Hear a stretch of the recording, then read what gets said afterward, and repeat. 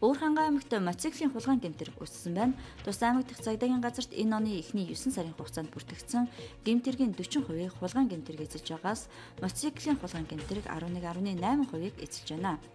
Албаны хүний онцлогоор 17-аас 35 насны эрхэлсэн тодорхой ажилгүй этгээдүүд ашиг олох шунхай сэтэлтэйгээр хулгайн гэмтэрэг үлддэг байна.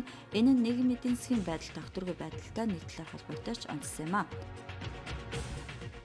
Тухайн мотоциклийг худалдаж авахдаа гайлын бичиг гэж худалдаж байгаа газраас гайлын бичиг гэдэг юм авах хэрэгтэй. Гайлын бичгийн бүрдүүлэлтээр автоэрийн газраас мотоциклтай улсын дугаар авах ёстой байдаг.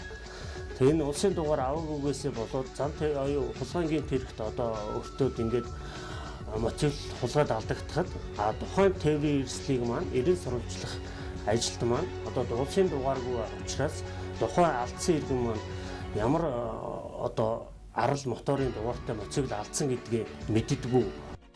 Нөгөө талаар эд ажил хөдөлмөр эрхлэх насны залуус амар хэлбэр аргаар мөнгө олох зорилгоор хулгайлах төрлийн гэмтэрэг үлдэж байгаа нь тэдний ухамсар дарааг харуулж байгаа юм гэлээ. Мотоциклийн хулгайн гэмтэргийн илрүүлэлтэд 53.8% байгаа юм байна. Харин хэрэг илэрхгүй байх гол шалтгаан иргэдэд худалдаж авсан тээврийн хэрэгслийн гайлын бичиг улсын дугаарыг аваагүй хариуцлагагүй байдалтай холбоотой юм а.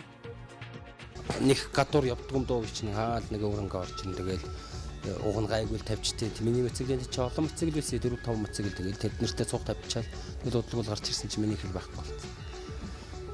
Тэгээд нөгөө тэр элбэг төвийн юунд камерт нөгөөртч тэгээд өндөр элбэг төвийн ах нэг камераар шүүж өгсөн чинь тэр нэг залуу аваа хийсэн. Тэгээд энэ гэмтэргийг үйлцэн этгээдүүд маань бас татан өмнө одоо хулгайн гэмтэргээр шийтгэжсэн этгээдүүд бас үлдэх тохиолдол бас нэлээдгүй бас тэгээд тавтан гэмтэрийг үйлцэн этгээдүүд бас их байдаг.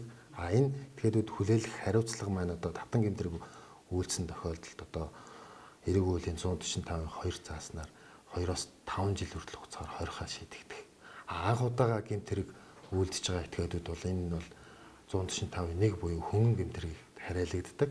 Энэний хүлээлгэх хариуцлага гэх юм бол хөдөлмөрийн ёсны доод хэмжээг 50-аас 250 дахин нэмэгдүүлсэнтэй тэнцэх хэмжээний төгрөгөөр торгох эсвэл 3 сар хүртэл хугацаагаар баримтлах шийдэх нэ гэж хуулиндаа заасан байдаг.